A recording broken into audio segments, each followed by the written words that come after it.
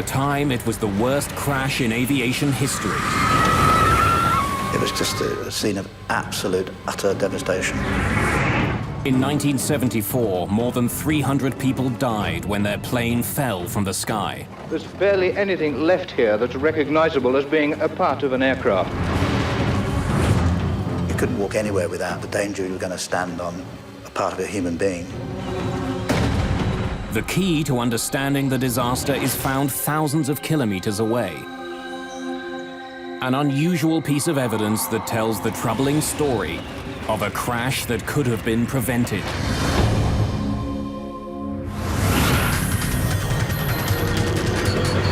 Mayday, Mayday.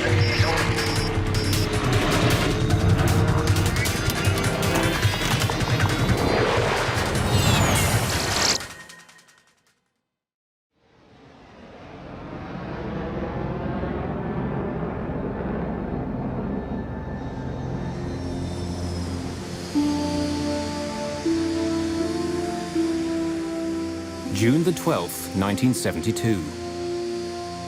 One of the newest members of American Airlines Fleet is in Detroit, Michigan.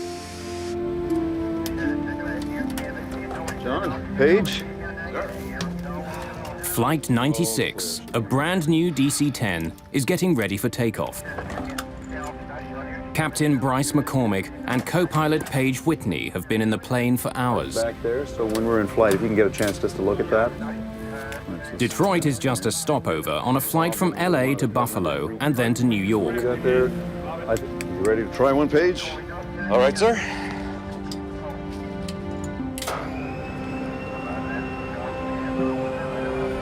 McCormick has flown the plane out from California, but Whitney is going to fly the next leg. Both men want as much time at the controls as possible. Neither one of them has more than 75 hours flying the DC-10. Few pilots have more. There simply aren't enough of the planes in the air. In 1972, the DC-10 had just been introduced. The plane is the latest advance to passenger jets. Its style and its size set it apart from other airliners. The McDonnell Douglas Corporation has spent more than $1 billion developing it. In the late 60s, there was a race going among the three major manufacturers of jetliners, McDonnell Douglas, Boeing, and Lockheed, to see who could get the first jumbo out. So they got really busy on getting this DC-10 into production as fast as they could. And one of the things that they could not suffer were many delays based on some problem with the design. American Airlines is one of the first companies to buy the plane.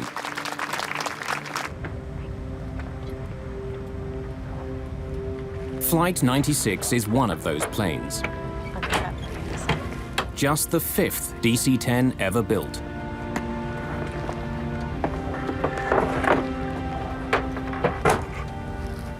Cydia Smith has just been trained to be the chief flight attendant on the DC-10.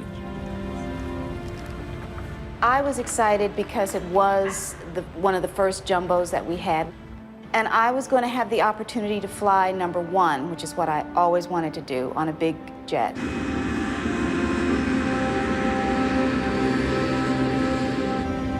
Okay, you got it?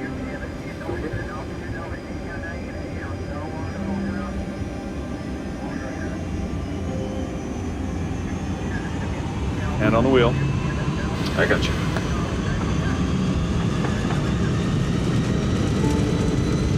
V1, rotate.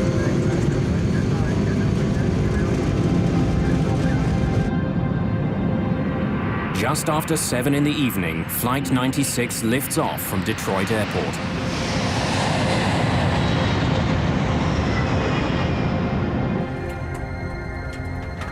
Just minutes after takeoff, the plane is rising easily through 3,500 meters over Windsor, Ontario, Canada.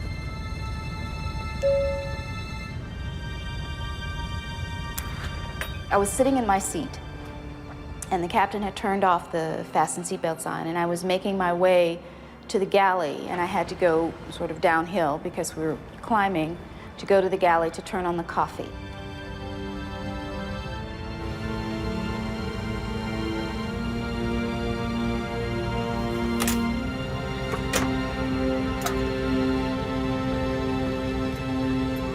When I punched the coffee and I moved over to one side, that's when it happened.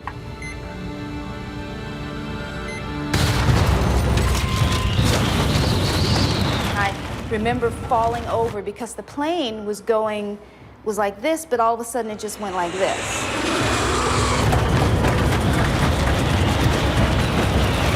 I saw ceiling compartments fall, and I saw things coming out of pockets and everything, and I thought to myself, oh boy. It felt like the last day of my life. We hit something. We lost an engine here. In the cockpit, the crew is fighting for control of their jet. The throttles which control the 3 engines have snapped to idle. The plane loses almost all its thrust. The huge jet begins slowing down. The plane immediately took a huge drop. And the next thing that happened was I was hit in the face with a piece of the plane. My husband was frantically trying to find a stewardess to give me something to put a pressure on my face to stop the bleeding. Let me have it! McCormick takes over control of the plane. He and Whitney wrestle the jet level. But Flight 96 has been badly damaged. Have we got hydraulics? No, I've got full rudder here. The rudder on the tail, which controls the direction of the jet, is jammed to the right. That's forcing the plane to swing dramatically in that direction. While McCormick fights to turn his damaged plane back to Detroit, Cydia Smith is shocked to see a gaping hole in the floor of the main passenger cabin. People were asking me, what to do, and I knew that I didn't know what to tell them. Smith has been able to account for all of her passengers. But flight attendant Sandra McConnell is missing. Sandra! Can you hear me? Sandra, where are you? And finally, I saw her come out of one of the bathrooms. McConnell has to cross the hole in the floor to move to safety.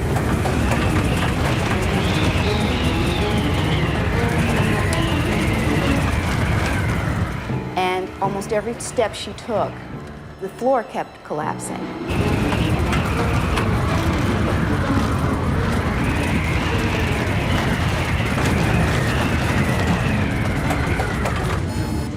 The crew brings up power to the engines on the wings. But the third engine on the tail stubbornly refuses to respond. Center, this is American Airlines Flight 96. We got an emergency. American 96, roger. Type of emergency? We've got a jammed rudder. We need to get down and make an approach. Along with his engine and his rudder, McCormick is also having trouble controlling the elevators on the tail of the plane. They help him move the massive plane up and down. They're slow to respond, but he can move them. The situation isn't completely hopeless. I think it's going to fly! American 96, turn further right, heading 200. Without complete control of the elevators, and with a rudder that's frozen to the right, McCormick has to use his engines to turn the plane. By increasing the thrust on one side of the plane, he can change direction. But it won't be fast. I have no rudder control whatsoever. So our turns are going to have to be very slow and cautious. All of the passengers move as far away from the hole in the back as possible.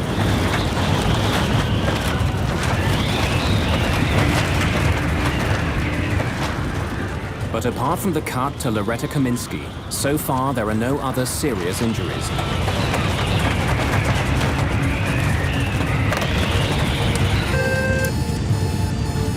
Captain, there's a hole in the back of the plane.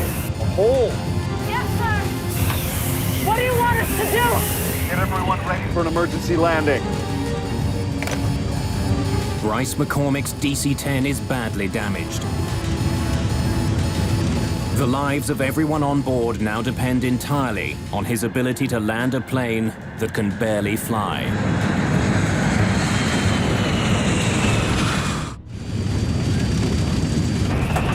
With explosive suddenness, a short flight from Detroit to Buffalo has become the most challenging flight of Captain Bryce McCormick's career.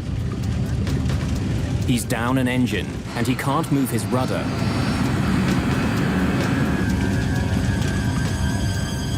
As he heads back to Detroit, McCormick begins to slow his plane down so it can land safely. But when he does, his plane begins falling dangerously fast. Ideally, McCormick should be descending at 700 feet a minute. But now he's falling more than twice that fast. 1,600 feet per minute. What's the sink rate? Sink rate, 1,600! At this rate, McCormick will crash well short of the runway. He increases power to his engines to slow his fall. Sink rate, 700. McCormick has slowed the plane's descent to 700 feet per minute. But to do that, he's had to increase his forward airspeed, which means he'll be landing far faster than usual. For the first time since the beginning of the crisis, McCormick talks to the passengers. Ladies and gentlemen, this is your captain speaking. We've had a small problem, but the plane is under control now, and we're heading back to Detroit for an emergency landing. Bryce McCormick was as calm as if he were welcoming you on the plane. As the plane nears the airport, flight attendants ask passengers to remove their shoes and any sharp pieces of jewelry. They had to take off their shoes and glasses. We collected everything in a blanket. Less than half an hour after leaving, the badly damaged DC-10 struggles back to the Detroit airport. The few minutes that it took to get back to Detroit were the longest minutes that I will ever remember spending on an airplane, because we were sure that we were not going to survive.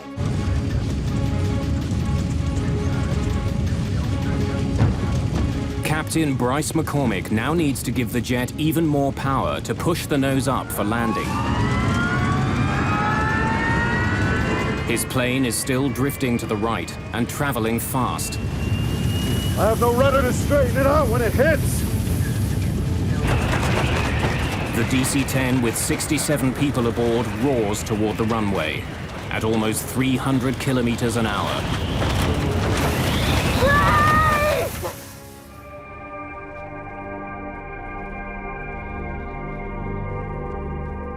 The landing was the most frightening part of the entire flight.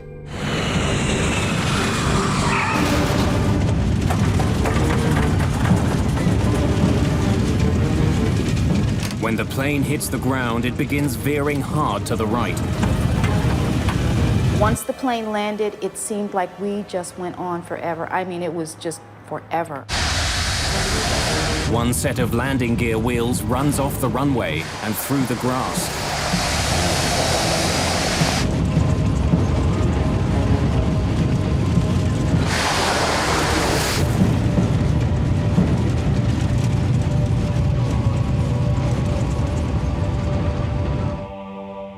After a harrowing touchdown, the plane eventually comes to a stop just 300 meters from the end of the runway.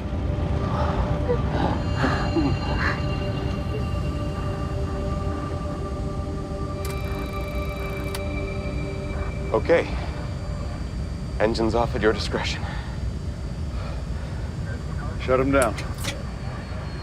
Every woman wanted to hug him, and he was just amazing, because it was just at that moment that we all realized that we were alive because of him, that he literally had saved our lives.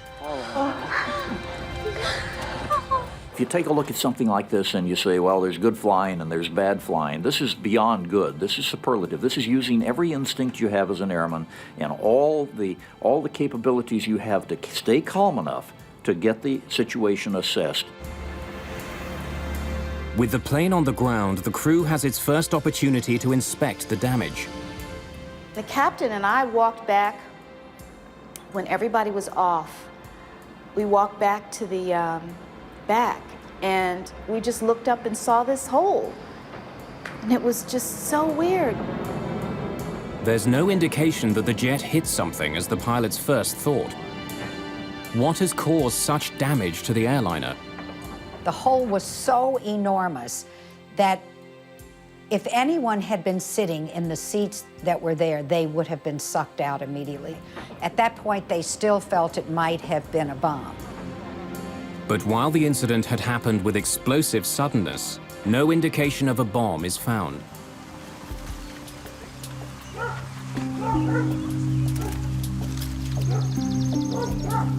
As investigators begin their work, they discover that not all of the DC-10 is at the Detroit airport.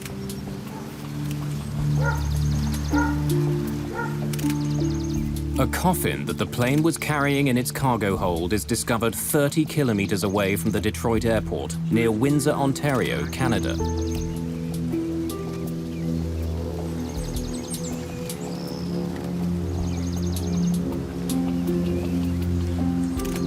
Investigators also find the plane's rear cargo door.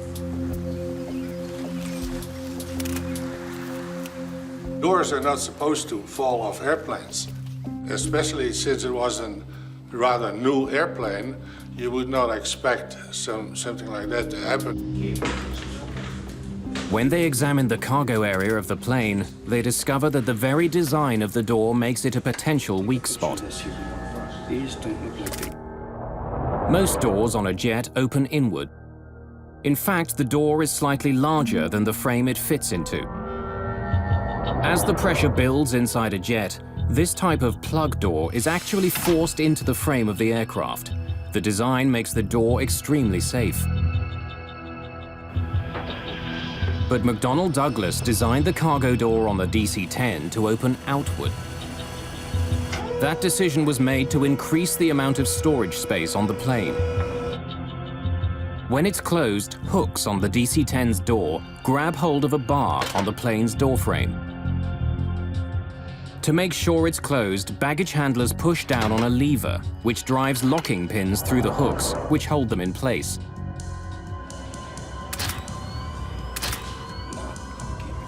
When investigators examine the cargo area of the plane, they don't find any structural damage around the door. When they study the locks on the cargo door itself, they find that the latches are not completely closed. And the pins that are supposed to make sure the door is locked are not in their locked position. When we interrogated the cargo handler that closed the door, it became immediately apparent that he used excessive force to close the door. And in fact, he said he had to use his knee to get the door handle to go flush. Investigators make a frightening discovery. It's possible to close the lever on the outside of the door, even if the hooks and locking pins are not in the closed position.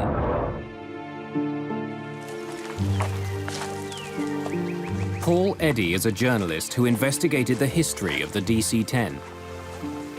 What Windsor showed is that you could actually pull the handle in order to buckle the top fixture so that the handle went home properly, but the locking pins had not gone through the spools. Engage the lever. This means that baggage handlers can believe the door is closed when it's not. Not only can the outside lever be closed without the locks being fully engaged, there's no way for the crew of the plane to know. The faulty locking pins will still turn off the warning light, even though they aren't in their proper position. The door was a ticking time bomb. As passenger jets climb, the difference between the pressure inside the plane and the pressure outside the plane grows. If a door isn't properly shut, it will blow out with explosive force. The problem on the American Airlines flight began as the plane passed through 3,500 meters. When the door blew, the coffin in the cargo hold was sucked out. When the air pressure inside the plane was released, anything that wasn't firmly attached was pulled out of the airliner. It's a really startling thing if you're not expecting it. What you've got is a lot of air stuffed inside this pressure vessel that now wants to get out. And the bigger the airplane is, the more powerful the hurricane of air leaving the airplane is during that period of time. By itself, explosive decompression does not make a plane unflyable. So why had Captain McCormick experienced such difficulties controlling his jet? Investigators take a closer look at the back of the plane's cabin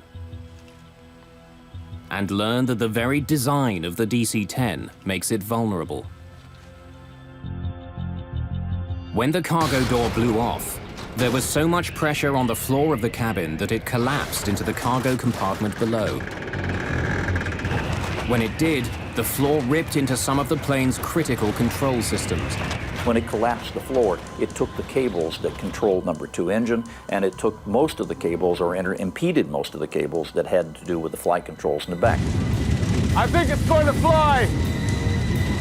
It left McCormick just enough control to keep his plane level. The remarkable flying of Bryce McCormick had saved the lives of everyone on board Flight 96. But there was a problem with one of the newest and most expensive planes flying over North America. In the Windsor incident, there was an obvious flaw. And that's where the NTSB said, look, here is really the smoking gun, the ability to close that thing without having all those locks engaged. Let's make sure we change this system right now. Every DC-10 operator needs to know this. I want everything checked. I want all the bolts checked first. Chuck Miller is the head of the NTSB's Aviation Safety Bureau. You have to check all the latches, okay? Every single latch. It's his responsibility to point out problems with the new DC-10 and propose solutions. He helps write the fixes he thinks McDonnell Douglas needs to make to keep the plane safe.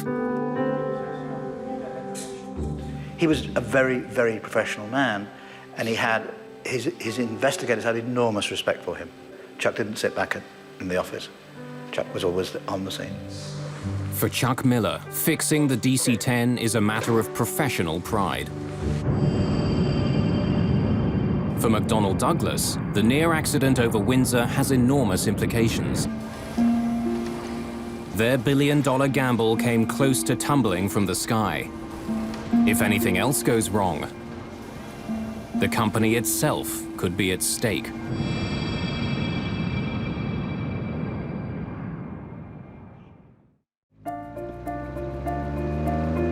March the 3rd, 1974. A perfect spring-like day in Paris. It's been almost 2 years since a DC-10 came close to crashing near Windsor, Ontario. Now more than 50 of the new planes are flying around the world. One of them, Plane 29, is owned by Turkish Airlines. Normally, the last leg of this trip from Turkey to England wouldn't be very crowded. But today, the DC-10 is filling up fast. People are squeezing into seats throughout the plane.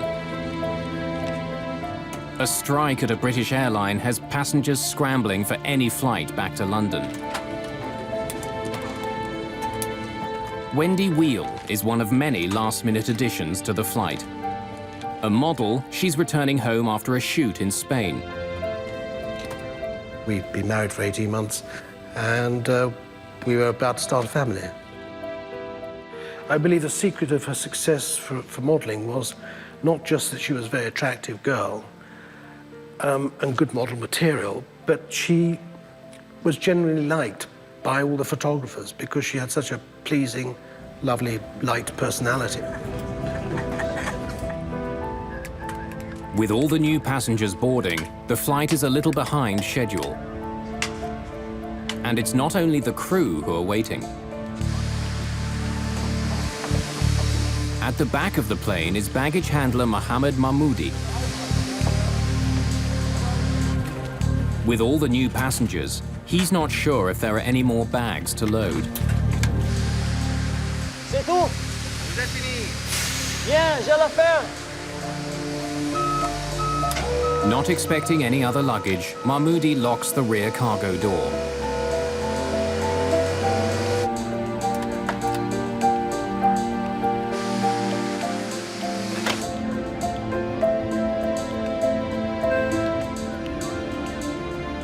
The DC-10 is set to go.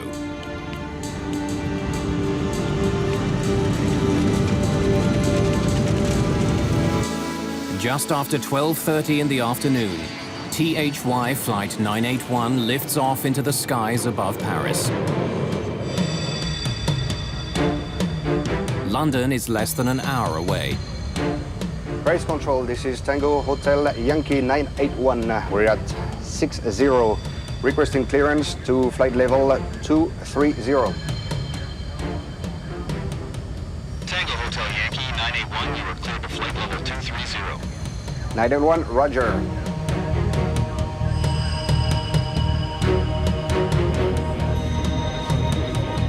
As it flies away from the airport, the DC-10 continues to gain altitude.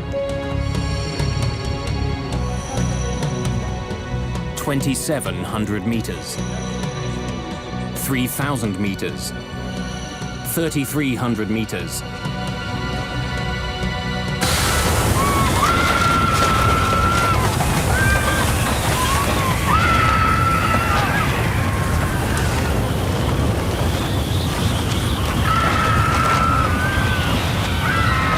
The huge jet shudders and banks to the left.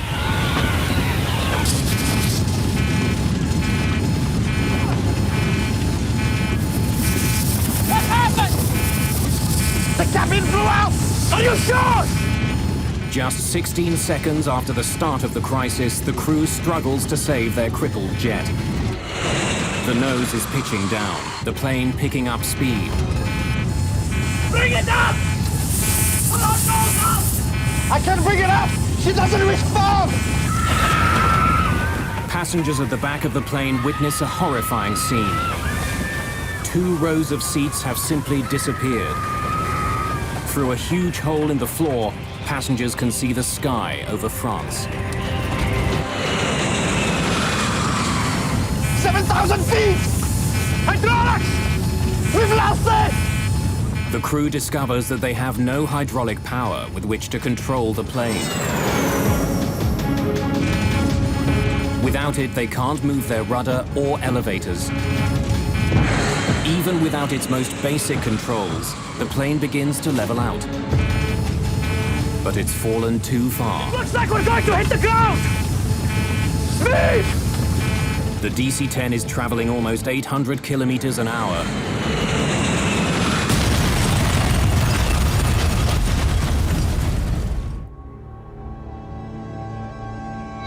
The flight from Paris to London never even makes it to the English Channel. Just 9 minutes after taking off, Turkish Airways Flight 981 becomes the worst plane crash of all time.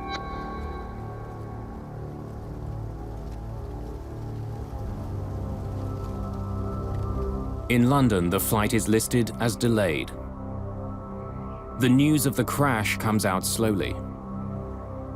I went to the ticket office kiosk and I asked what has happened to the flight, and instantly the look on the gentleman's face behind the counter told me something was wrong, instantly. There's barely anything left here that's recognizable as being a part of an aircraft. I looked on the television and I just thought, well, I just hope she's dead, because I just saw the carnage of the forest in Senlis, and it was like looking at a First World War trench movie. Flight 981, carrying 346 passengers, virtually disintegrates on impact.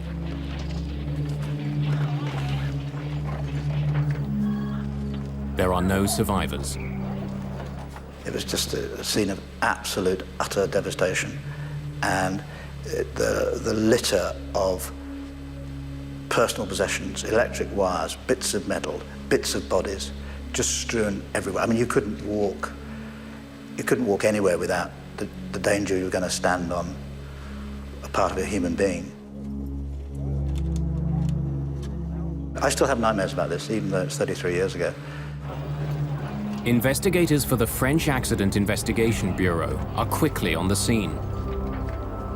My first job was to evaluate the scope of the wreckage and to begin the first investigation on the spot. At first I was unable to know what has happened. I was just seeing that a terrible crash has occurred and that it will be a very hard work for the investigators. Despite the enormous force of the crash, the black boxes, made of 3 layers of hardened steel and insulation, survive. Their contents could provide valuable clues about the crash. Most of the speculation was that it must have been a bomb, because, you know, you've got a almost brand new, very powerful aeroplane flying in clear blue sky, and it gets to 12,000 feet and falls out of it. Investigators are called to a field 15 kilometers from the crash site. They find a piece of fuselage and 2 rows of seats from the DC-10. Somehow, they fell free of the airliner before the rest of the plane smashed into the forest. When investigators arrive, the bodies of the passengers who were in the seats have already been removed. When relatives of those who died in the crash arrive in France, they're directed to a small church in the town of Senlis. One of the saddest sights I've ever seen is in this church. They laid out on tables everything they'd found, you know, clothing, possessions, teddy bears, rings, watches. And then relatives who wanted to were allowed to come and walk around these trestle tables with all this stuff laid out.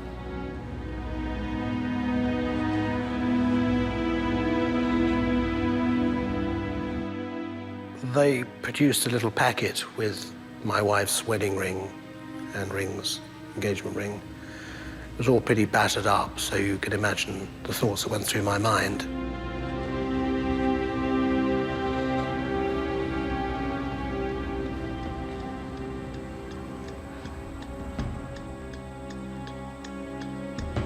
Since the accident involves an American plane, the NTSB's Chuck Miller joins the investigation. For the second time in 2 years, he's dealing with a problem with the DC-10.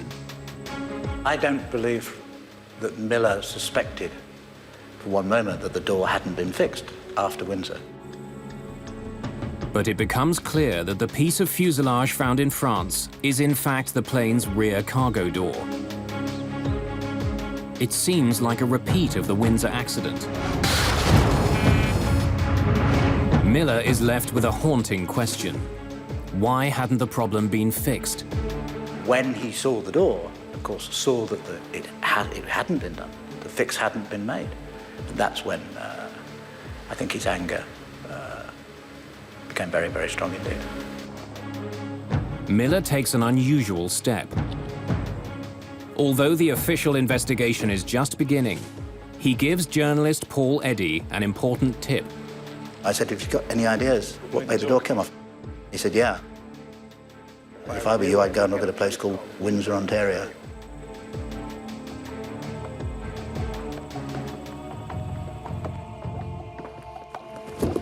Hello. I'm Chuck Miller. Miller shares his suspicions with the French investigators. Could you please pass these around?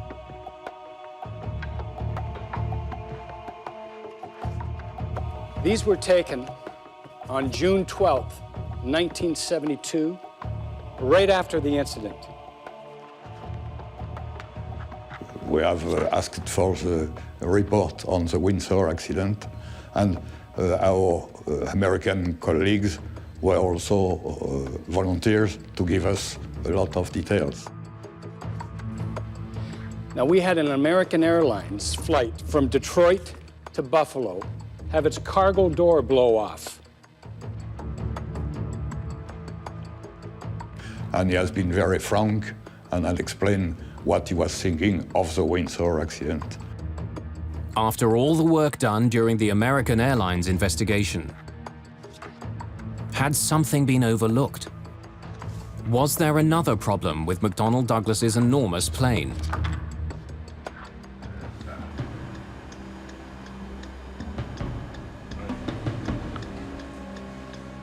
With the information from Chuck Miller, French investigators take a closer look at the plane's cargo door. They make a shocking discovery. There is no new problem. It's just like the American Airlines case all over again. The latches that are supposed to hold the cargo door closed aren't locked.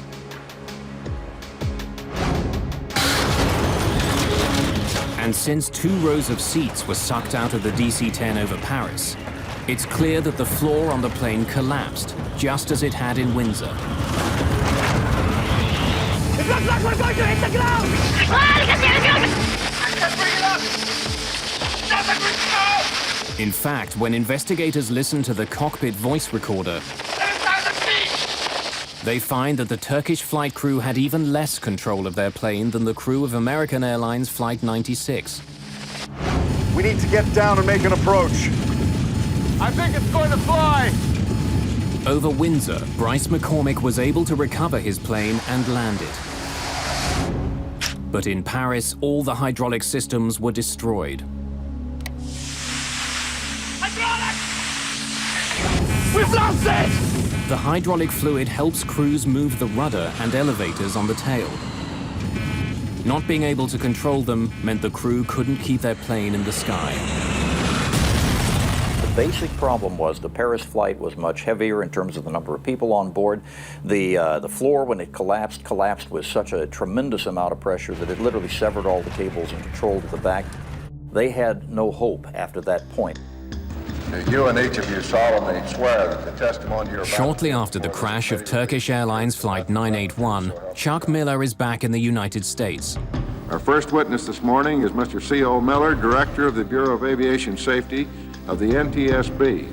This time, he's facing questions from American senators. A potentially catastrophic design defect. A special hearing begins to find out how a problem that was identified in 1972 could bring another plane down 2 years later. Of course, our understanding up to this time, they all had been. What you've got to now discover is why wasn't that door fixed? Why would a major, venerable, mighty American corporation deliberately do something like this? Less than a month after the near crash over Windsor, the NTSB had made 2 very specific recommendations. Miller and his investigators recommended that a change be made to the locking mechanism. Engage the lever. They wanted to make sure that it was physically impossible for baggage handlers to close the lever without the locking pins being in place. They also suggested that vents be put into the floors of all DC-10s. This would rapidly allow the pressurized cabin air to equalize without collapsing the floor. But in the 2 years since the accident, neither one of these recommendations was implemented. There is a fundamental problem at the heart of aviation safety, and that has been in the United States for a very long time, and that is that it's the job of the NTSB to discover what's happened and to come up with recommendations as to how to prevent it happening again, but it has absolutely no authority to implement them. The NTSB does not have regulatory authority. They have to turn to the FAA, as they did, and say, we want these things done. And that's where the system went wrong. If the FAA, the Federal Aviation Administration, issues an airworthiness directive, planes are pulled out of service until the proper fix is made. But as serious as the problems on the DC-10 were, no airworthiness directive was ever issued. A so-called gentleman's agreement between the head of the FAA and the head of McDonnell Douglas stopped it from happening. The gentleman's agreement is the root cause of Paris. There is no question that if an airworthiness directive had been issued, as it should have been after Windsor, Paris would not have happened. It was an entirely avoidable accident. McDonnell Douglas assured the FAA that it would fix the problem voluntarily. An airworthiness directive would cast a shadow on the still fledgling DC-10. The last thing in the world you want is for the public or any of the airlines who are going to be operating these airplanes to think, oh, maybe there's some flaws in this bird. And so an airworthiness directive, especially one that requires you to go back and re-engineer something, is a really horrific thought for a manufacturer. McDonnell Douglas did make changes to the way the cargo door was built. A peephole was cut in the bottom of the door so baggage handlers could see if the locking pins had engaged. Several warning signs were also attached to the plane's door. The company also made other changes to the DC-10. These included increasing the length of the locking pins and attaching a plate to the inside of the door. This plate would make it physically impossible to push down the lever if the door wasn't properly locked. But each of the proposed fixes had its own problem. Many baggage handlers didn't know what the small window in the door was for. And the baggage handler in Paris read and spoke 3 languages, but not English, the only language in which the warning signs were written. The support plate that was supposed to be installed in the door was never attached to the jet that crashed in Paris. Papers confirming the completion of the work are also uncovered. But no matter what the paper trail says, the fix was never made. Again, the problem is you don't have an independent FAA inspector coming along to look and see it and then put his stamp on it because it wasn't an airworthiness directive. In the years following the Turkish Airlines crash, an enormous flurry of lawsuits are filed in California. The tragic story of the DC-10 has one more surprise in store.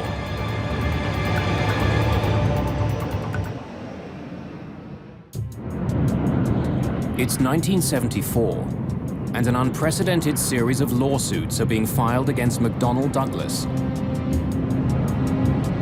The families of those who died near Paris want someone held responsible. As time went by, I learned more and more about what actually happened and realized that it was not an accident as we would call an accident. It was totally avoidable. My goal was to expose these people. In the weeks leading up to the trial, lawyers who are involved in the case have access to the entire history of the DC-10's development. They're not the only ones who pore through the evidence. So does journalist Paul Eddy. We were determined to get to those documents and that testimony. Somebody gave us a key to the depository where the documents were, and so at night we would go in and then had a huge accumulated pile of documents to go through in order to find out what they've been up to.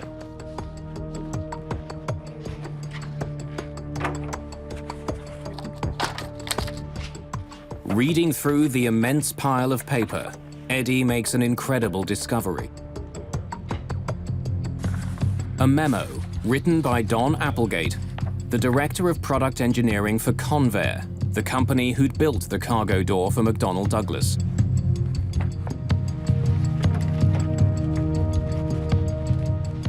I think the point when we knew we got them was the Applegate Memorandum that specifically pre-warned this would happen. The memo is a damning indictment of the cargo doors that were being made for the DC-10 and the lack of venting in the cabin floors. It warns that it's only a matter of time before there's a major disaster involving the doors.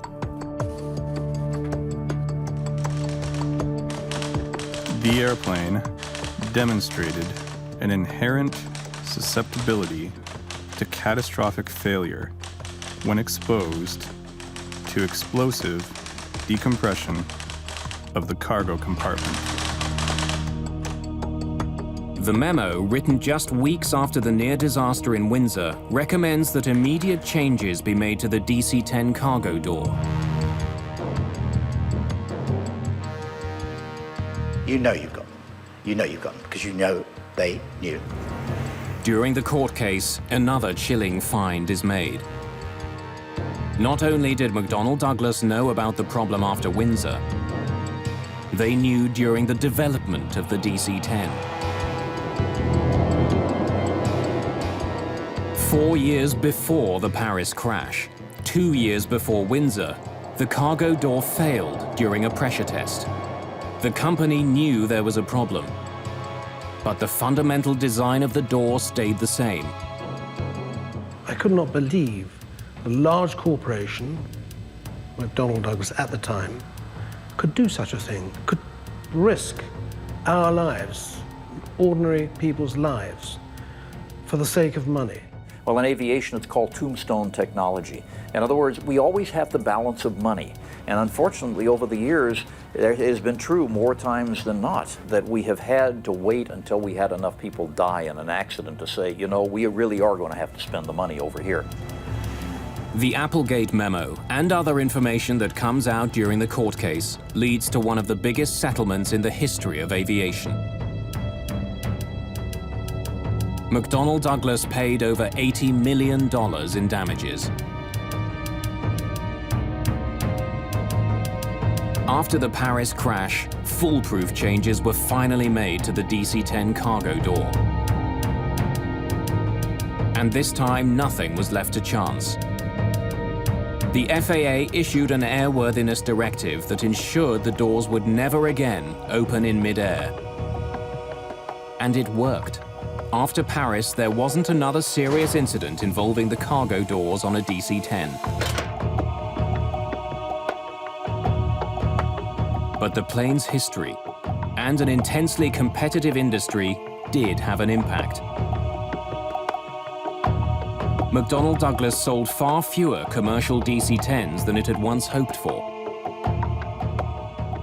Most of the pilots that I know who have flown the DC-10 over the years really love the old bird. She's probably a little more clunky than the 747 in terms of her heaviness of flight controls, but it's still a lovely bird to fly. That's fine, but you can't disassociate either the airplane or the company from the awful reputation that the crash left. Eventually, McDonnell Douglas itself disappears. The company was bought by Boeing in 1996. In the forest outside Paris, a monument now stands honoring those who were killed on Flight 981. A permanent reminder of one of the most disturbing crashes in the history of aviation.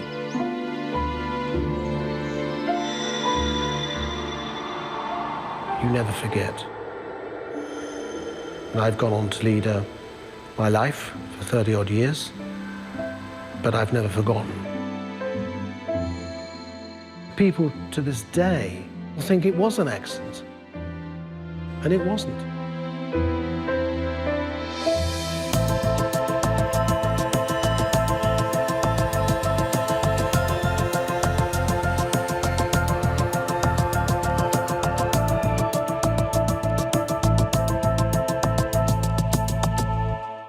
Alpha Lima Whiskey 301 Santo Domingo A coming. Boeing 757 disappears from Alpha radar Lima with Whiskey 189 people on 301 board. Santo Domingo. Come The in, plane's please. wreckage is soon found at sea. There are no survivors to say what happened. This accident was the first major loss of a Boeing 757 aircraft. Investigators find no clues in the wreckage. Only the plane's black box can tell them what happened. The tape raises a perplexing question. 301 Santo Domingo, come in, please. My airspeed indicator is not working. What's happening? How had the failure of one single instrument caused the crash of one of the world's most sophisticated jetliners?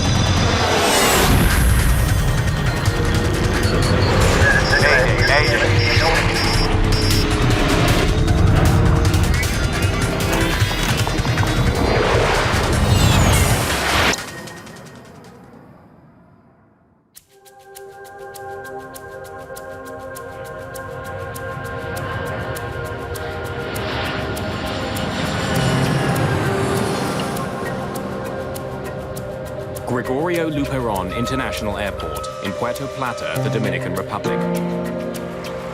February the 6th, 1996. The small Caribbean island is a popular winter getaway. A group of German tourists has been delayed. There are mechanical problems with the jet that was supposed to take them back to Frankfurt. The airline has arranged to lease another plane for the flight. The replacement jet is owned by Turkish charter company Bergen. They have a 757 that's been sitting on the tarmac for almost 3 weeks. But it takes several hours to get the plane ready to go and to get the Turkish crew aboard. By 10:15 p.m., the plane and most of its crew are at the gate.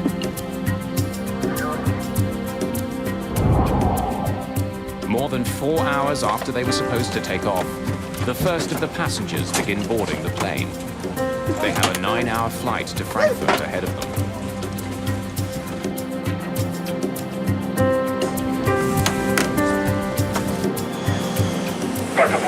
Alpha Lima Whiskey 301. Shortly after 11:30, Bergen Air Flight 301 is given permission to leave the gate. Pushback granted.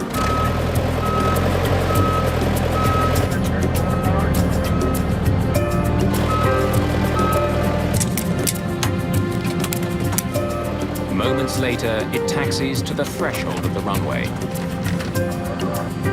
Cabin crew, take your seats, ready for takeoff. Cabin announcement is completed. Exterior lights. First Officer Aykut Gergin is new to the 757 with fewer than 75 hours in the plane. Before All in the takeoff, last checklist 3 months. Thank you. Ready for takeoff. In contrast, Captain Ahmet Erdem is one of Bergen Air's most senior pilots. He's logged thousands of hours in this type of plane. Alpha Lima Whiskey 301, ready for takeoff. 301, cleared for takeoff, runway 08. Cleared for takeoff. Runway 08, 301. Thank you. A good flight. Good flight. Good flight. Mulis Evrenesolu is on this flight as a relief pilot. Like First Officer Gergin, he's been flying the 757 for less than 3 months.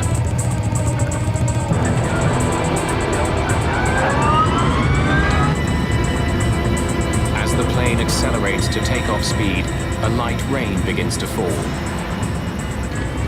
Power set. Okay, check. First Officer Aykut Gergin watches his airspeed indicator for a routine instrument check. As the airplane's accelerating to takeoff speed, the first officer calls 80 knots. 80 knots. Check. The captain, in theory, should verify that his airspeed indicator also reads 80 knots. My airspeed indicator is not working. The captain's airspeed should read the same as his first officer's. 120. But the readings do not match. Is yours working? Yes, sir. You tell me. Erdem wants his first officer to tell him when the plane hits takeoff speed. V1. At 150 knots, the plane hits V1, the point of no return. Rotate. The captain must pull back on his column and get the plane in the air. Positive climb. Gear up. Positive climb. Gear is up.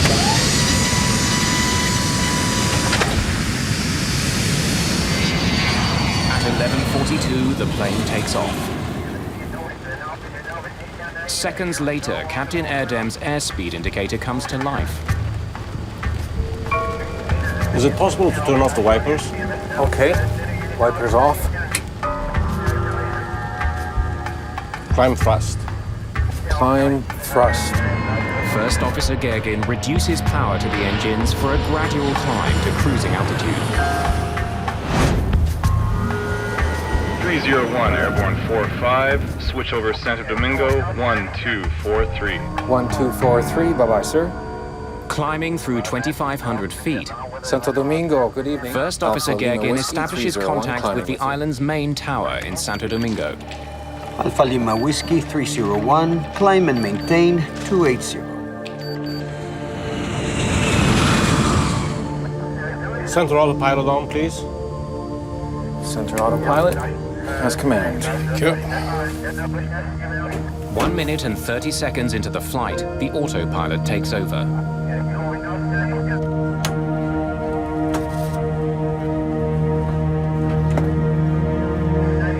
Onboard computers now make all the calculations and adjustments necessary to keep the plane climbing safely. Almost immediately, the computer reports a problem. Rudder ratio, Mach airspeed trim. 2 different alerts warn the pilots that the plane is traveling far too Yes, fast. trim. But the first officer's airspeed indicator shows the plane climbing at a normal speed, 220 knots. Something's wrong here.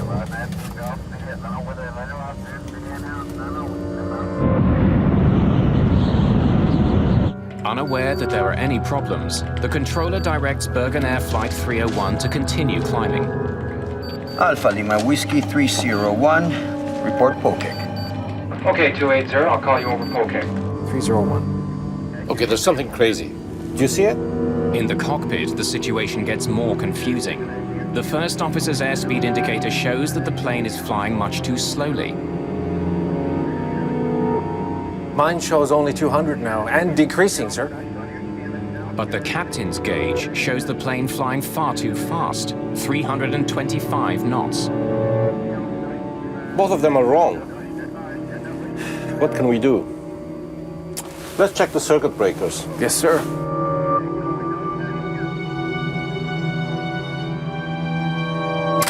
As the first warning is eliminated, a more persistent warning replaces it. The overspeed warning tells the crew that they are approaching 350 knots, the maximum speed at which the plane was designed to fly at this altitude. Okay, it's no matter. Let's pull the airspeed. Let's see. Resetting the circuit breakers turns off the alarm, but it doesn't fix the problem. Captain Airdem's airspeed indicator still shows he's flying much too fast. Now it's 350, yes? Confused by the conflicting information, Captain Airdem decides to do what the plane wants. He slows down. Let's take that like this. With terrifying results. The 757 is sending out warnings that are confusing the crew. Bewildered, the crew struggles to solve the problem. The lives of 189 people depend on them getting the answer right. Shortly after taking off from the Dominican Republic, Bergen Air Flight 301 is in trouble. The cockpit is filled with an ominous sound, the stick shaker alert. The stick shaker warning is a warning of imminent stall. It means that the airplane is about to attain a speed so low that it cannot sustain flight. The alert is so serious that it actually shakes the pilot's control columns. Combined with a loud rattling, it's impossible to ignore. To add to the crew's confusion, the plane begins to vibrate and dip wildly.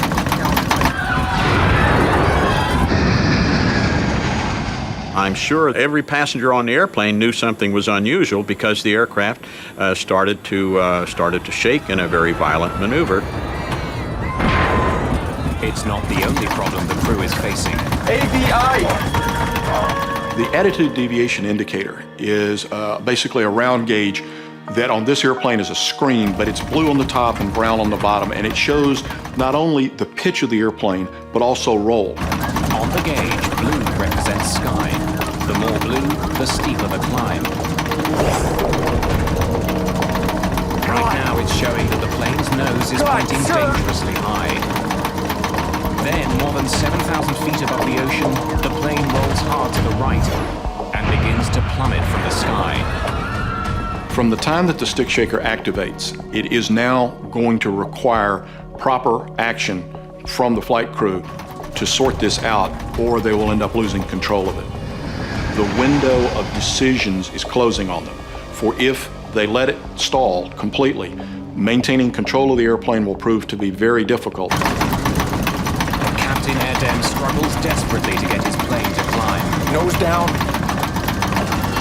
He has just a few thousand feet to pull a 100-ton airliner out of a deadly storm.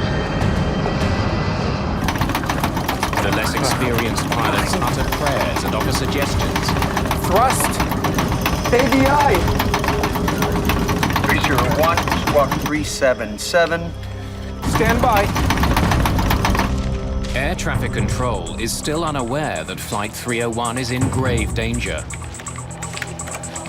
The timing! What am I to do? You can level off. Our altitude's okay. The plane is falling fast.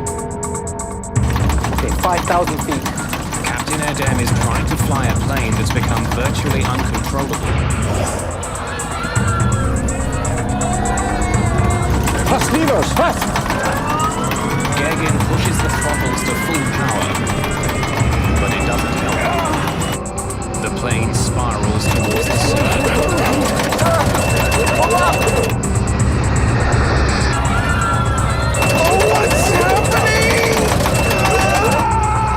Alpha Lima Whiskey 301 Santo Domingo, come in please. Alpha Lima Whiskey 301 Santo Domingo, come in please. Less than 5 minutes after takeoff, Bergen Air Flight 301 Alpha Lima Whiskey vanishes from 301. radar. Come in please.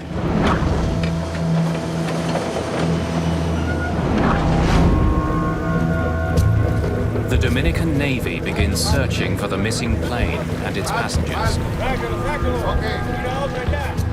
En la ruta me imaginaba siempre que iba lo que me iba a encontrar. Pensaba que iba a encontrar gente gritando, gente llamando. They discover something very different. The strong smell of jet fuel hangs over the water. Pieces of wreckage float on the waves. Yo pensé dentro de mí, realmente no hay nadie sobreviviente aquí. No había sobrevivientes. Y no veíamos los cuerpos, pero pensé que el avión se había desintegrado realmente en el agua, con el golpe. Within hours, more than just wreckage begins floating to the surface.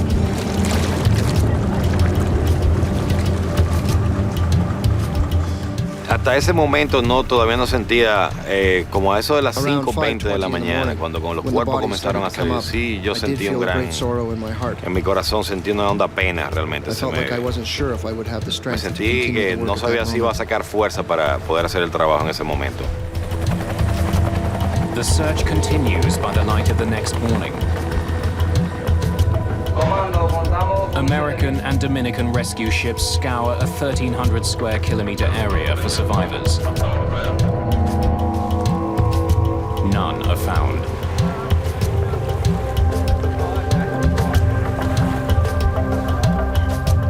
Now it's up to the Dominican Republic's Aircraft Accident Investigation Bureau to find out what caused this accident. Establecimos campamento en un hotel de la playa Cabarete, que estaba exactamente al sur de la posición del accidente. Over the next couple of days, investigators, reporters, and some of the victims' families arrive at the hotel.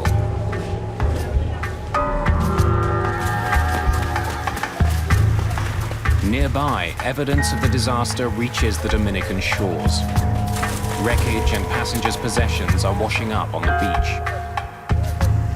beach. Even the smallest piece could be a valuable clue as to what caused the crash. The USA's National Transportation Safety Board agrees to assist the Dominicans with their investigation. Welcome to Dominican Republic. I'm Manuel Sufron. They send an investigator to Puerto Plata. We could see that this was going to take some international cooperation to get to the bottom of the event. Robert McIntosh will also provide support from the NTSB's Washington offices. Any signal from the recorders? This particular accident was the first major loss of a Boeing 757 in the water. There was added urgency because the aircraft was going into the livery of many American-operated airlines and on the market for the worldwide passenger service. In order to understand what had happened here, we only had one key. That key was the black boxes. Like all commercial airliners, the Boeing 757 carries a cockpit voice recorder that records all the sounds in the cockpit, and a flight data recorder that records a wealth of information about the plane's operation during flight. We've got underwater locator beacons on these recorders. They work for 30 days upon immersion. But the ocean where the plane crashed is over 7,200 feet deep. Necesitábamos localizarla We antes de needed que to locate them los before the localizadores signals se faded, apagaran. and we also Y luego needed to remove necesitábamos them sacarla before antes the de que los data was datos se damaged by dañaran salt water. por efecto So we del were agua in de a sal. race against time. Entonces estábamos en una carrera contra el tiempo. The NTSB enlists the help of the US Navy, who hire a submersible called the Curve. CURV stands for the Cabled Underwater Recovery Vehicle. It's a tethered vehicle. It has an umbilical, and it's controlled by an umbilical. It's not autonomous. The Curve is essentially a remote-controlled submarine, which can work at depths no manned submarine could handle.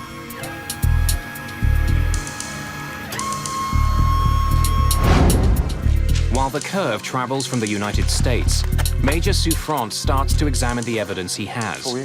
Radar on the ground tracked the plane as it climbed into the night sky. And then I have the radar.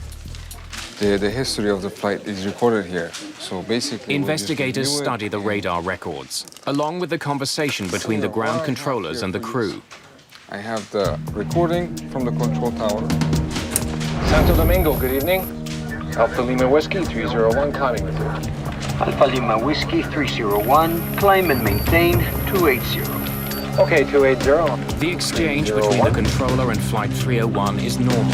The investigators detect no signs of trouble. Y la última comunicación entre ellos solamente se cortó por un espere un momento. 301, squawk 377. Stand by. As you heard, there's no reason why this plane went down. What had caused something to go wrong to interrupt the flight path of the aircraft so rapidly? Certainly, it was a good question for us.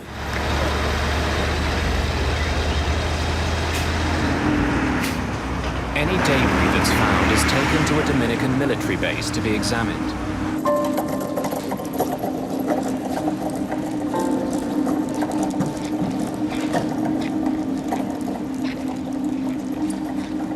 Investigators comb through the wreckage they've recovered. Pieces of the cabin, life vests, even part of the landing gear have all been found. Every piece of debris is studied for signs of an explosion or fire.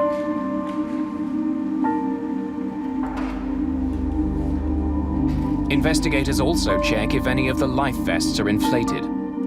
That would suggest passengers had some warning before the plane plowed into the sea. Cords on some of the life vests are hanging loose. But investigators conclude that could be the result of the plane's violent impact. The crash was so powerful, it has compressed coffee cans into flat pieces of tin.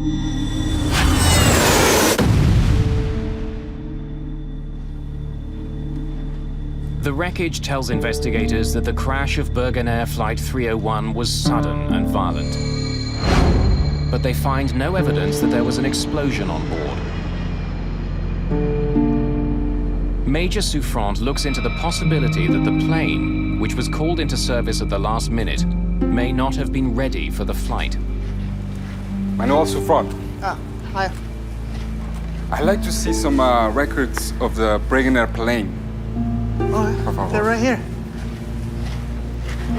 This is it. It had been on the ground for some time in Puerto Plata, and that became interesting to us. Why would an operating company have an aircraft sitting there? Investigators discovered that the plane wasn't on the ground for repairs. Based on maintenance records, the plane appears to have been mechanically sound. Bergen Air simply didn't have enough passengers to justify the flight financially. So they kept the plane and the crew in the Dominican Republic for almost 3 weeks. The plane's maintenance records turn out to be one more in a series of empty leads.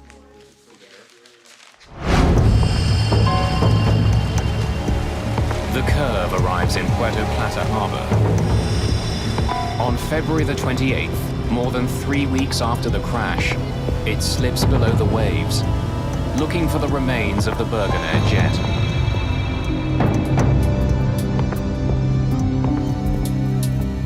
It takes the robotic submarine 2 hours just to descend the 7,200 feet to the ocean floor. From there, it sends back images of the wreck of Flight 301. The cockpit pretty much was sitting upright, and it was pretty much the nose of the plane, you know, and you could see the front part of it. It was obviously banged up and cracked and fragmented. The clues investigators need to solve the mystery of this plane crash lie somewhere amongst the plane's twisted wreckage. The flight's black boxes are the top priority. The Curve quickly picks up the signal from a pinger on one of the units. Operators must now maneuver the sub towards the sound. They have to be able to see the boxes to pick them up with the robotic arm. It takes just 90 minutes to find the first black box. The first one was sitting out in the open. Okay, it was where they could see it, and they picked the first box up. They grabbed a hold of it, and they just kind of tucked the arm up in place, you know, so that they wouldn't lose it. The second black box is also heard, but after almost 2 hours, the Curve's cameras still can't see it. You know, they knew it was right there, and they were searching around a debris pile, and they could not physically see it, you know, with the cameras of the vehicle. So as they went around a couple times, they started, you know, lifting metal up and moving pieces out of the way, and then they did find the second box under some debris.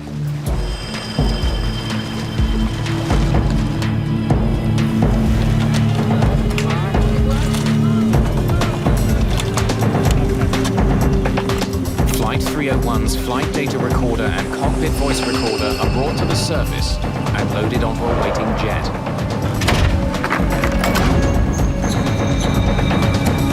Within hours, the black boxes are at the NTSB labs in Washington, D.C.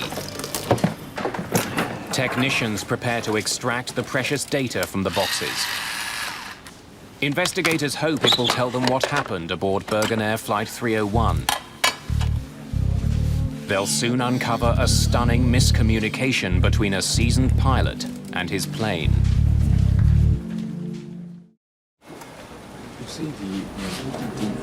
To unravel the mystery of Bergen Air Flight 301, investigators are counting on the plane's black boxes. That flight data recorder was our key. So the technicians got busy and gave us plots, visual plots of what was going on with engines and airspeeds and so on, to allow us to try and understand why that aircraft slowed down and then simply departed controlled flight and entered the ocean. Ah, that's great. That shows us all we need to see for now. So it's all the flight data recording. It's on a timeline. top is the pitch. We've got the airspeed and the altitude. But check out the timeline, 44. Investigators immediately notice something unusual about the flight. 15 degrees pitch, nose up.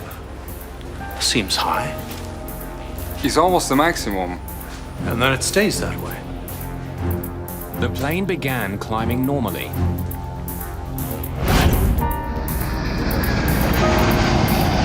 Center autopilot on, please.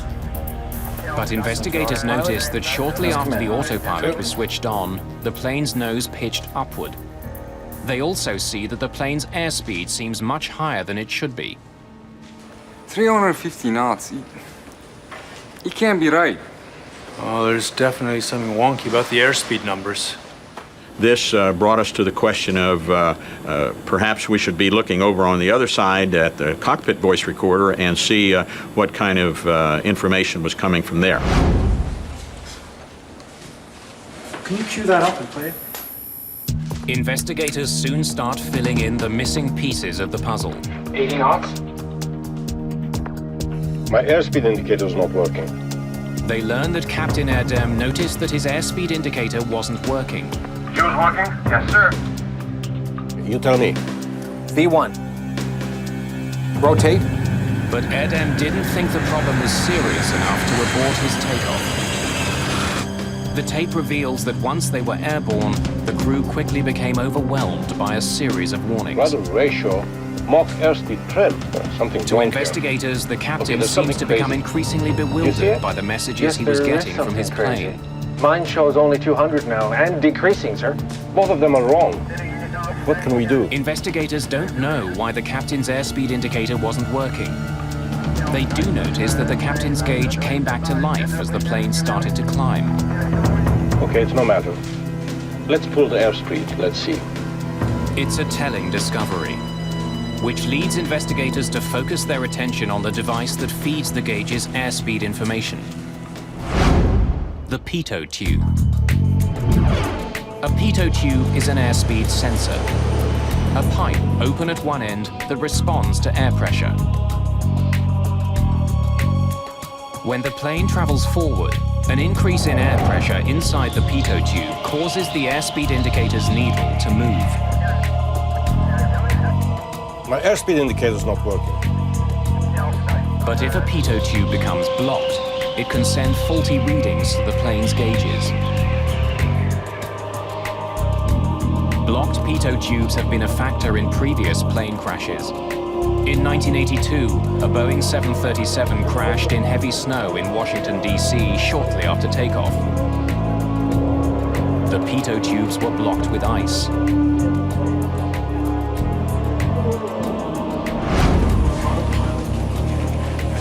Investigators suspect that the pitot tube which fed the captain's airspeed indicator on the Bergen jet was somehow blocked. But they know ice can't have blocked the tubes of a plane taking off from a Caribbean island. We don't know why it was blocked, but it presented a very, very interesting situation to us. We started carefully looking at what could cause that kind of thing to happen. Senor!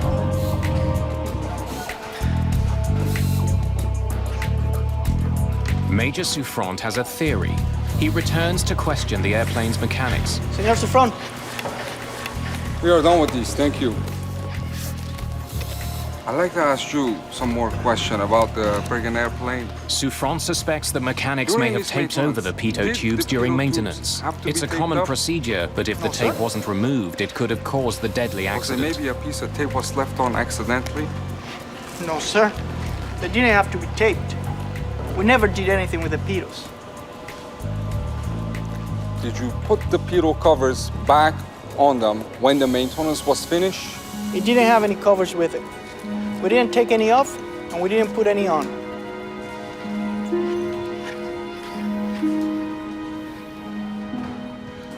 Y es ahí donde encontramos que los pitot nunca estuvieron cubiertos en los 25 días que duró la aeronave en la rampa del Aeropuerto Internacional de Puerto Plata. A pitot cover slips over the end of the tube. Regulations state that these covers must be installed anytime a plane will be on the ground for an extended period of time. A prominent flag is meant to remind pilots and technicians to remove them again before takeoff. Investigators find that the Bergen Air pitot tubes were never covered, and somehow the uncovered pitos had become blocked. Recovering the tube from the ocean floor is the only way for investigators to answer a pressing question. What blocked the pitot tubes? Nobody knows for sure. The evidence is 7,000 feet down in the Atlantic Ocean. But even if the pitot tubes were blocked, how could it have caused the crash of a modern jet and the death of 189 people? It's not like a car where you have only one speedometer. In this kind of an aircraft, you have a total of 3 airspeed indicators, and there's a flight data computer which is computing the velocity in relation to the ground. I'd like to welcome you all this afternoon. As you know, I'm Bob McIntosh. Using information from the black boxes, the NTSB pieces together a real-time animation from liftoff to the final moments of Flight 301. This is the indicator. The captain actually realized that his speed indicator was not working. Is yours working? Yes, sir. The big question for investigators is how could one faulty airspeed source result in a crash? He realized it at a time when he could have aborted, he could have turned back, but he chose to continue. Right now, investigators analyze the captain's every move and find that he allowed a small error to escalate and ultimately overwhelm him. Rotate. Positive climb, gear up. Moments after liftoff, Captain Erdem's airspeed indicator appears to be working. And then that means it's at odds. But investigators suspect the gauge is responding to changes in altitude. Climb, thrust. As the plane climbs through the thinning atmosphere, the air trapped inside the tube expands, causing a buildup of pressure. Inside the cockpit, this causes the airspeed indicator needle to deflect. Even though altitude is causing the increase in pressure, the sensors mistakenly read it as an increase in airspeed. So at this point, the takeoff is standard, nothing. Captain Erdem may have had 5 separate sources of airspeed to rely on, but investigators noticed that when the trouble started, he wasn't flying the plane. Center autopilot on, please. Center autopilot has command. Thank you. The autopilot was. And unless the crew reconfigures it, the autopilot gets its airspeed information from only one source. Remember, the autopilot gets its data only from the captain's pitot tube, the one that was blocked. The data shows that the trouble on Bergen Air Flight 301 began when the autopilot took over. Right after the autopilot is engaged, the plane's nose begins to rise. Investigators suspect that the crew didn't realize that the blocked pitot tube was feeding the autopilot faulty information. The computer registered that the plane was traveling too fast and raised the nose to slow it down. It soon rises to 15 degrees, then it stays there. Raising the nose works like an air brake. It slows the plane by creating drag. The autopilot is programmed to never bring the nose higher than about 15 degrees. Any higher, and the plane would slow down too much and stall. The autopilot's a pretty smart guy. He already knows he's got all the power that he's going to get for the climb. The only thing for the autopilot to do is raise the nose. And it raised the nose of the airplane to its limits of authority. But the autopilot was reacting to faulty information. Moments later, it sent out 2 different warnings. Rudder ratio, Mach airspeed trim. That the plane was traveling too fast to be controlled safely. And the airplane begins picking up warnings, rudder ratio, a variety of things that the airplane is sensing problems. Okay, there's something crazy here. Do you see it? Yes, there is something crazy. Mine shows only 200 now, and decreasing, sir. Both of them are wrong. Investigators realized that Captain Erdem wrongly concluded that both airspeed indicators were malfunctioning. In fact, his first officer's gauge was always correct. The plane was traveling much too slowly. What can we do? Captain Erdem no longer knows which instruments to trust. Let's check the circuit breakers. As they saw these caution lights, they decided they were going to start pulling some circuit breakers. That would be rather strange. The actions of trying to reset circuit breakers is something that pilots of older generations aircraft have learned via experience of sometimes being able to get an errant system back functional. Resetting the circuit breakers turns off the alarm. But that needle continued to climb around the clock face until it activated the overspeed warning. The autopilot system sent yet another warning that the plane was traveling too fast. But the reality was just the opposite. The plane was slowing down. At this point, the overspeed indicator is on. They're going slow, they think they're going too fast, and confusion is set in. Let's pull the airspeed. Let's see. That's when Captain Erdem made the gravest error of all. You can see that he now pulls back on his throttles. Investigators realized that at the plane's already slow speed, pulling back on the throttles was disastrous. The crew got the most severe warning that a plane can send out. And that's when he gets the stick shift. He's got a tactile sense coming through his flight controls that literally shakes the stick and says, "You've got to lower this nose." In a matter of seconds, Captain Erdem was first warned that his plane was traveling too fast, and then that it was traveling dangerously slowly.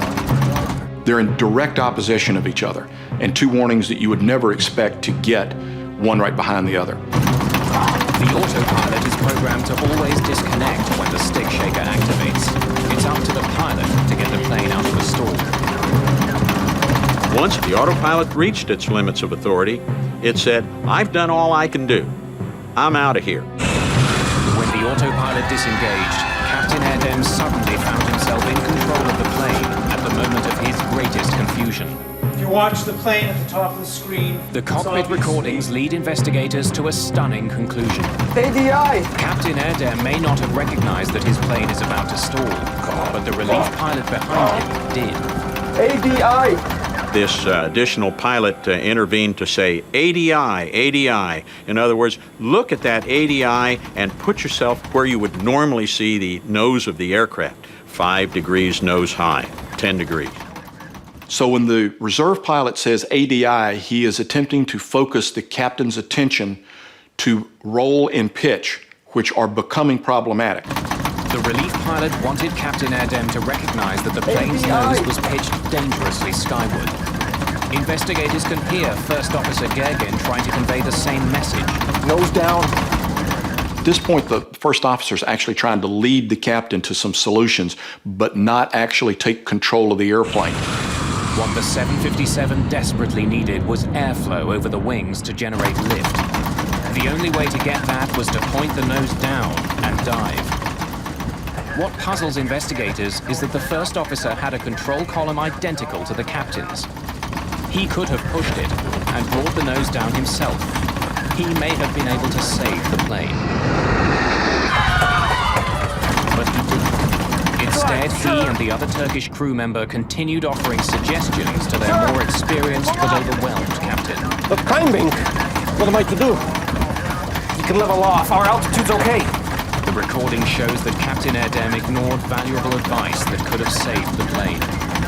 And in the Bergen Air case, there's a case of a relatively junior first officer looking at one of the most senior captains on the airline. It is not culturally appropriate for him to say, "I'm going to take the airplane away from you."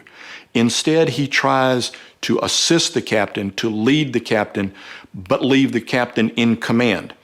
Other cultures, other training, other airlines may very well have required the first officer to physically take control of the airplane.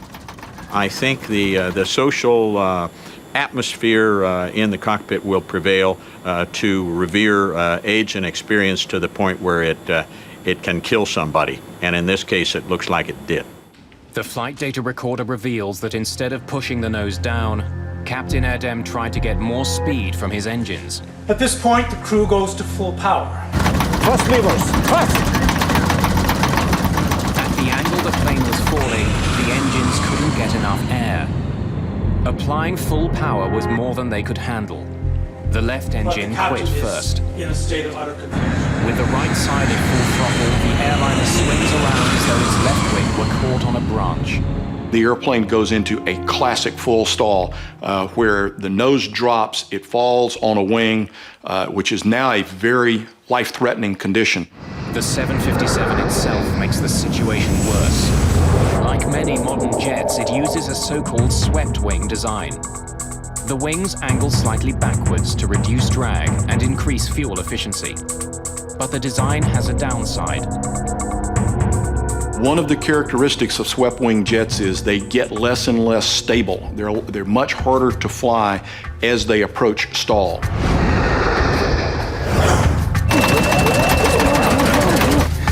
Sir, pull up! What's happening? What's happening?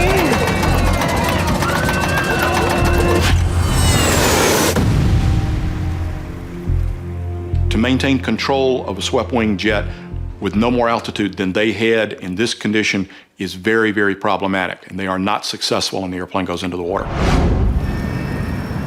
Investigators now know why Bergen Air Flight 301 crashed. Okay, check. What they can't understand is why the flight ever left the ground. 80 knots.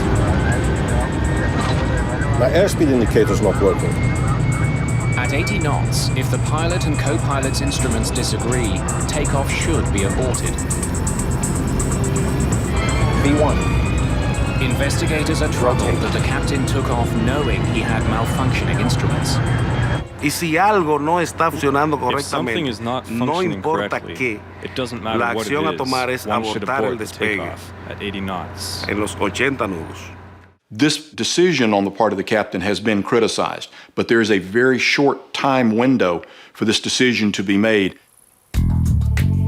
Members of the investigative team in Puerto Plata try to find any clues that might explain why Captain Erdem didn't abort his takeoff. It was raining that night. Perhaps he was worried that he wouldn't be able to stop his speeding plane in time. Procedurally, he's required to stop, but high-speed aborted takeoffs are something that are very serious, and that flight crews train to avoid high-speed aborted takeoffs if possible. And we certainly looked at the parameters of the runway to ensure that there was adequate runway in that particular situation. Careful measurements are taken. Investigators conclude that at 80 knots, when he first noticed the problem, Captain Erdem had enough runway left to bring his plane to a stop. He could have aborted his takeoff. There's also the question of the hastily assembled crew. Investigators now wonder if the last-minute nature of the crew's call could have influenced their decision to take off. Bergen Air started with a crew that probably didn't expect to fly that night. They didn't have adequate rest. They got out to the aircraft and perhaps were rushed in some of their planning. Investigators consider the possibility that the crew, who had been away from home for more than 2 weeks, was simply too eager to get home. 08301, thank you. A good flight. Good flight. Good flight. Y ahí viene el factor del homesick, la This is the enfermedad de homesick regreso a factor, casa, where minor donde problems are los ignored problemas in order menores to get back son home. obviados para seguir el vuelo y llegar a la casa. Investigators will never know what was going through Captain Erdem's mind when he opted to continue his takeoff. In this case, the airplane is accelerating rapidly enough. The first officer responds, V1. which is the commit to fly speed, and by training, now the decision window has closed. They need to fly. Rotate. And immediately thereafter, they're airborne. Once the plane was in the air, its blocked pitot tubes caused Captain Erdem to make a series of critical mistakes. But how were the tubes blocked in the first place? Investigators will find that the deaths of 189 people was caused by something the size of a paperclip. Investigators now know that a blocked pitot tube led to a series of conflicting warnings that confounded Flight 301's captain. Now they want to know how those same warnings would affect other pilots. Fuimos a un simulador de vuelo. We went to a flight simulator, and in the simulator, we tried to recreate the conditions of what happened on the night of February 6, aquella noche del 6 de 1996. febrero de 1996. Gentlemen, stand by. The simulator showed investigators that an overspeed warning, followed by a stick shaker warning, caused even the most seasoned pilots to freeze. The contradictory warnings were potentially dangerous.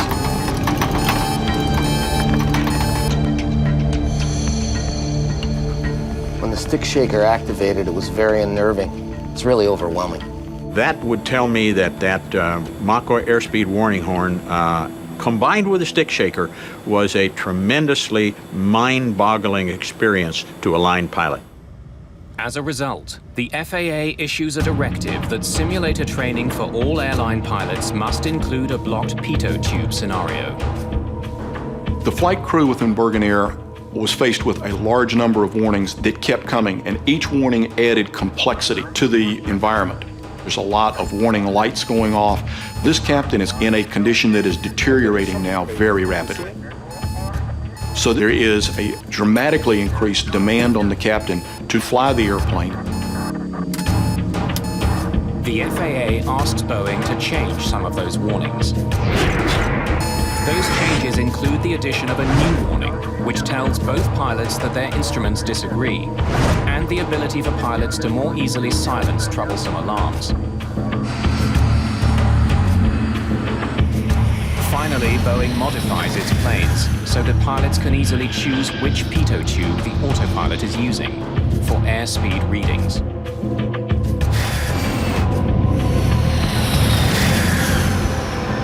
All told, more than 1,400 Boeing planes worldwide are affected by the new directives.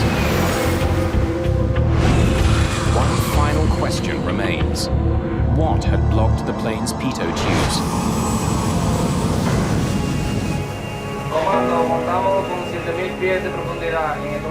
Investigators conduct an extensive search for Bergen Air Flight 301's pitot tubes.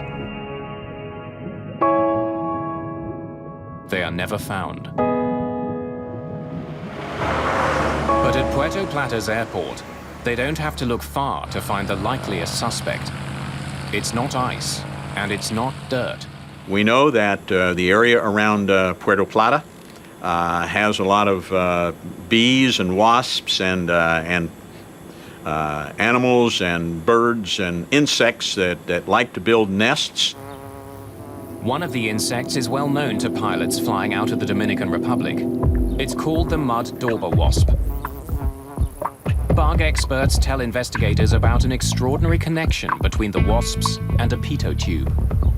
Cuando la avipa albañilera está buscando un área para construir su nido, when a mud dauber is looking for an area to build its nest, it's looking for a site, a place that's more or less más o menos que tenga algo tubular.